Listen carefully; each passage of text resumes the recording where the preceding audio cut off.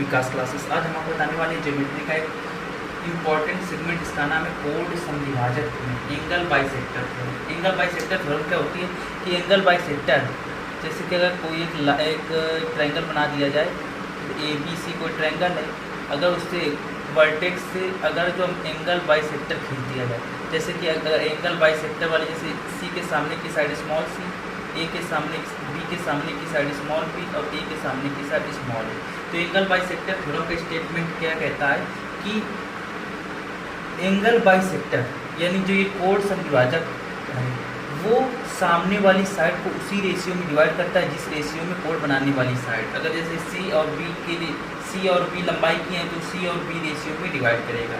ठीक है, तो उसका कथन क्या है कि एंगल बनाने वाली साइड उसी रेशियो में डिवाइड करते हैं जिस रेशियो में एंगल बनाने वाली साइड। तो the angle bisector divides the opposite sides in such ratio that is angle forming side. Code बना यानी एंगल बाइसेक्टर यानी कोड समद्विभाजक सामने वाली साइड को उसी रेशियो में डिवाइड करता है जिस रेशियो में कोड बनाने वाली साइड है। तो देखिए इसका हम बताएंगे विद प्रूफ।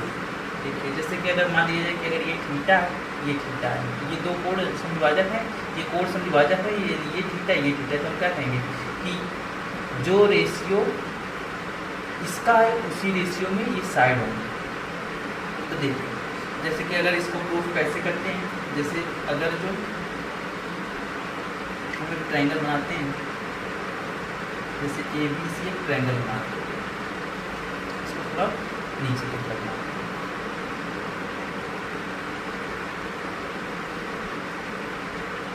जैसे ए बी सी हमने ट्रायंगल बना दिया। ठीक है, और ये हमने एंगल बाइसेक्टर खींच दिया, इसलिए एंगल बाइसेक्टर थोड़ा सही नहीं बना, इसको थोड़ा सही बनाते हैं। जैसे ए बी सी ट्रायंगल है, इसमें हमने एंगल बाइसेक्टर खींचा। एंगल बाइसेक्टर क्या करता है, दो सेम एंगल में यानी एंगल को दो हिस्सों में डिवाइड करता है। अब इसके प्रूविंग के लिए क्या करते हैं, जैसे ए बी को थोड़ा सा एक्सटेंड करते हैं, कुछ आगे तक बढ़ाते हैं।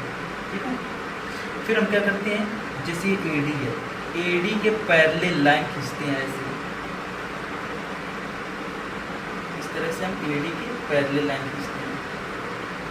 जैसे ये पैरेलल ये, तो एक थ्योरम होती है कि अगर दो पैरेलल लाइन तो एक ट्रांसवर्सल लाइन काट करते हैं, दो समांतर रेखा का प्रतिच्छेदी या तिर्यक रेखा प्रतिच्छेद करते हैं, तो क्या कहते हैं, ये वाले कोड और ये वाले कोड, एक की ओर के कोड कैसे होते हैं, इसे बोलते हैं एकांतर कोड।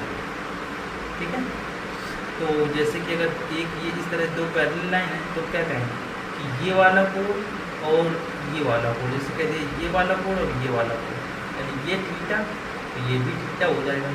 ठीक है, जैसे ये थीटा तो ये भी थीटा हो जाएगा। अब देखिए जैसे अगर जो ये ट्रांसवर्सल लाइन है, दो पैरेलल लाइन है। ठीक है, तो अगर जो हमने कहा कि अगर एक ऐसी लाइन है, एक ऐसी लाइन कट कर देती, ये वाला कोड और ये वाला कोड आपस में बराबर हो जाएगा, इसे क्या बोलेंगे, इसे एकांतर कोड बोलेंगे।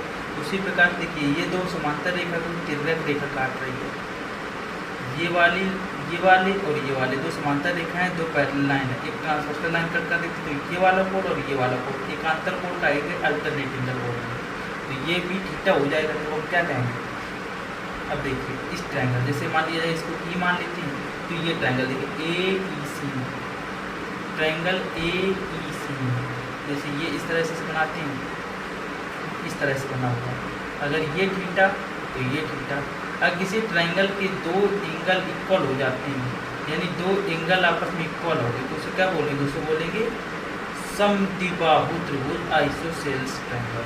यानी अगर इसके सामने ये ए ई थीटा के सामने यानी जो अपोजिट साइड है, यानी जो दो इक्वल एंगल हैं उनकी अपोजिट साइड भी इक्वल होती है, तो इसके सामने ये वाली साइड और इसके सामने ये वाली साइड आपस में बराबर होगी। ठीक है, तो एक बीपीटी यानी बेसिक प्रोपोर्शनैलिटी थ्योरम, यानी बेसिक प्रोपोर्शनैलिटी थ्योरम क्या होती है, अगर जो कोई एक ट्रायंगल है ए बी सी, अब ए बी सी इसमें अगर ए बी और ए सी पर कोई पॉइंट ले लिया जाए, बी सी के समांतर अगर एक रेखा खींच दी जाए, जैसे मान लिया डी की, तो क्या हो जाएगा, ए डी बटे डी बी बराबर ए ई बटे ई सी, इस तरह से हो जाएगा। तो क्या कहेंगे, ए डी बटे D, A D upon D B equal A E upon E C. ये समानुपातिक यानी समानुपातिक प्रमेय बताते हैं। तो उसी प्रकार से हम क्या कहेंगे इसमें कि ये तो ये ट्रायंगल है, उसके समांतर ए डी है, तो हम क्या कहेंगे, हम ये कहेंगे कि बी ए बटे ए ई बराबर बी डी बटे डी सी। हम ऐसे कहेंगे कि बी ए बटे ए ई बराबर बी डी बटे डी सी, ऐसा कहेंगे। ठीक है, ये बेसिक प्रोपोर्शनैलिटी थ्योरम बताती है, जिसे थेल्स थ्योरम भी बोलते हैं। और एक चीज़ हमने ये भी कहा कि इससे हमने जब स्ट्रक्चर बनाया तो हमने क्या कहा था, ए सी बराबर ए ई हो गया था, क्योंकि आइसोसेलेस ट्रायंगल हो गए थे, दो साइड बराबर हो गए। तो जहाँ जहाँ ए ई है उसकी जगह ए सी लिख देंगे, तो क्या कहेंगे, बी ए अपॉन ए ई की जगह क्या लिख देंगे, ए सी बराबर बी डी बटे डी सी। देखिए ये बी ए अपॉन ए ई बराबर बी डी बटे डी सी, ऐसा हो गया।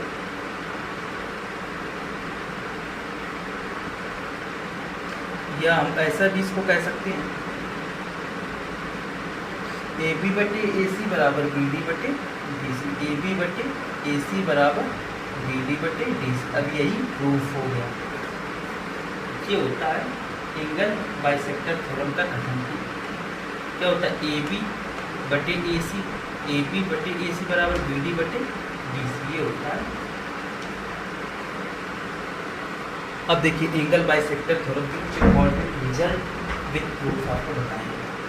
जैसे कोई अगर एक ट्रायंगल ले लिया जाए, उसका नाम रख देते हैं ए बी सी, बी के सामने की साइड स्मॉल बी, सी के सामने की साइड स्मॉल सी, ए के सामने की साइड स्मॉल ए, और यहाँ से हम एक एंगल बाइसेक्टर खींचते हैं जो सामने वाली साइड को किस रेशियो में डिवाइड करेगा, सी रेशियो बी में डिवाइड करेगा।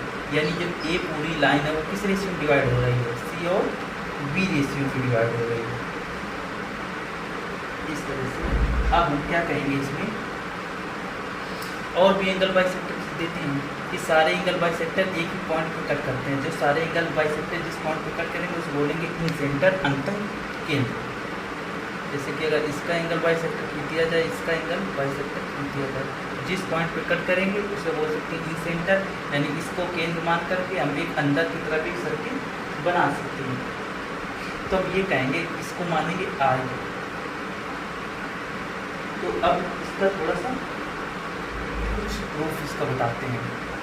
जैसे अगर कह दिया ए बी सी कोई ट्रायंगल है, अगर ये डी पर एंगल बाइसेक्टर कट कर रहा है और ये पूरी साइड ए है, इसको बी मान लेंगे, इसको सी मान लेंगे, ये पूरा क्या है, सी रेशियो बी में डिवाइड है, ये पूरा सी रेशियो बी में डिवाइड है।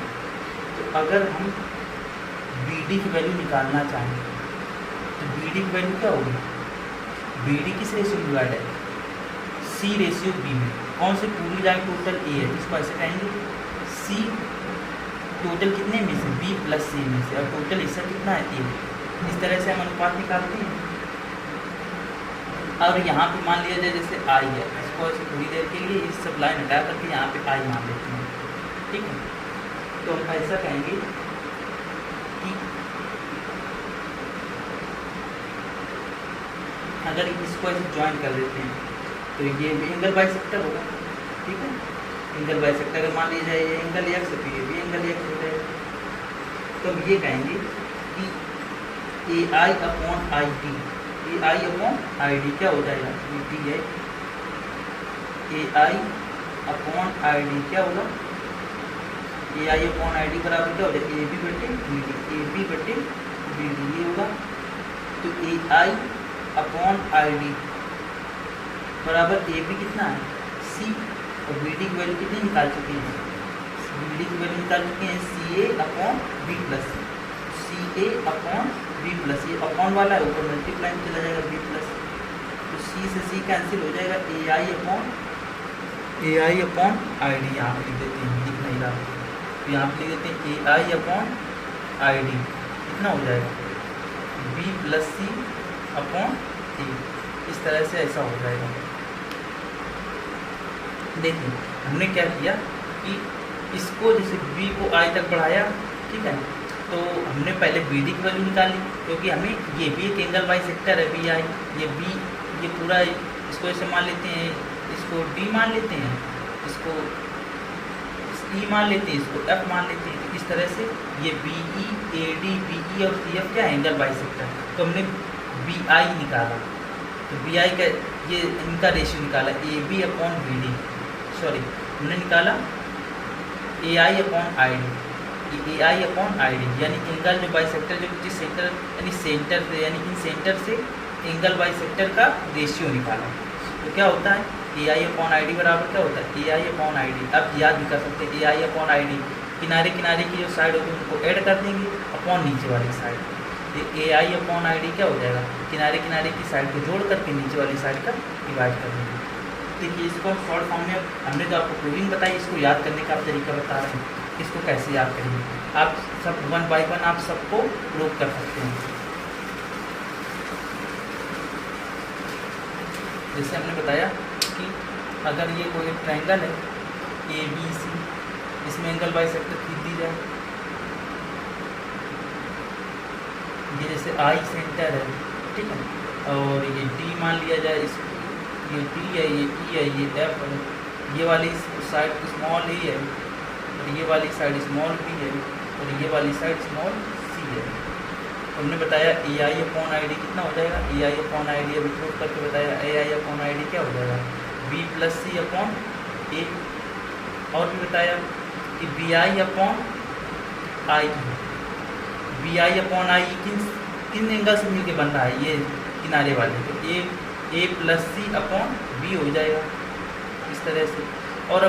और इस तरह से ऐसे प्रूव कर सकते हैं कि सी आई अपॉन आई एफ का रेशियो क्या हो जाएगा, सी आई अपॉन आई एफ ये किससे मिलके बनता है, इन दोनों से, बी प्लस ए यानी ए प्लस बी अपॉन क्या हो जाएगा ए प्लस बी अपॉन सी।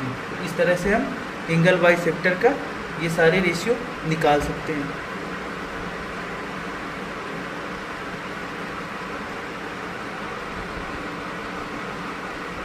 अब हम आपको बताने वाले हैं कि अंतः त्रिज्या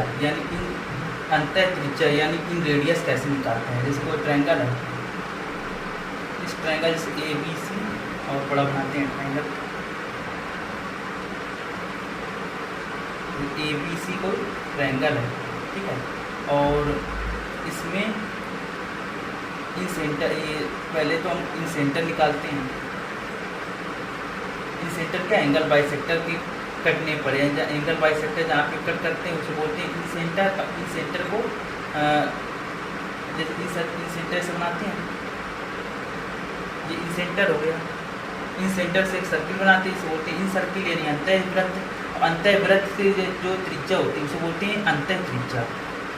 अब देखिए जैसे कि ये सारे, अब देखिए अगर जो इसको ऐसे ज्वाइन कर देते हैं 90 डिग्री बनेगा, ये जहाँ पे ज्वाइन हो रहा है उसको ऐसे मिलाएंगे तो ये 90 डिग्री बनेगी, इसको ऐसे मिलाएंगे तो ये 90 डिग्री बनेगा। तो ये देखिए जिस पॉइंट पे स्पर्श करती है सर्किल के सेंटर पे वृत्त की जो स्पर्श रेखा है वो क्या है, उस पॉइंट वो जो पॉइंट होता है और रेडियस आपस में कैसे होती है, परपेंडिकुलर होती है। तो ये सारे की रेडियस है। इसके साइड को स्मॉल, इसके साइड पे स्मॉल ए मान लेते हैं, बी के सामने की साइड स्मॉल बी, सी के सामने की साइड स्मॉल। तो देखिए हम ट्रायंगल लेते हैं, कौन सा ट्रायंगल, जैसे मान लिया जाए एक ट्रायंगल बी आई सी लेते हैं। थोड़ा सा ट्रायंगल ए बी सी का एरिया क्या हो जाएगा, ट्रायंगल ए बी सी का एरिया क्या हो जाएगा ट्रायंगल बी आई सी का area plus triangle A I B का area plus triangle A I C का एरिया। इस तरह से देखिए जब इस ट्रायंगल का एरिया निकालते हैं तो क्या होता है, आधार गुणे ऊंचाई होता है 1/2 आधार गुणे ऊंचाई यानी 1/2, बेस ए है और हाइट क्या है आर। तो इसका ट्रायंगल का एरिया क्या हो जाएगा, देखिए ट्रायंगल का जो एरिया, ट्रायंगल के एरिया को डेल्टा से लिख देते हैं इस ट्रायंगल का area. Triangle B I C का एरिया क्या हो जाएगा, बी आई सी साइड ए है यानी बेस ए है, आधार ए और ऊंचाई आर, 1/2 ए इंटू आर हो जाएगा प्लस इसका 1/2 AIB में देख लेते हैं। AIB में इसका बेस क्या है C और हाइट क्या है R, तो CR हो जाएगा 1/2 C इंटू R प्लस 1/2 इसका AIC देख लेते हैं B इंटू R देख लेंगे, तो बस ट्रायंगल का एरिया का हो जाएगा 1/2 R कॉमन ले लेंगे या ऐसे कहेंगे हम सीधे R कॉमन ले लेते हैं, क्या हो जाएगा A plus C plus B बटे 2। इसी को बोलते हैं इस ट्रायंगल का सेमी पेरीमीटर, यानी R इंटू एस। एस क्या होता है A plus B plus C बटे 2। इसी को अर्थ परिमाप बोलते हैं। अर्थ परिमाप त्रिभुज का परिमाप यानी सेमी पेरीमीटर।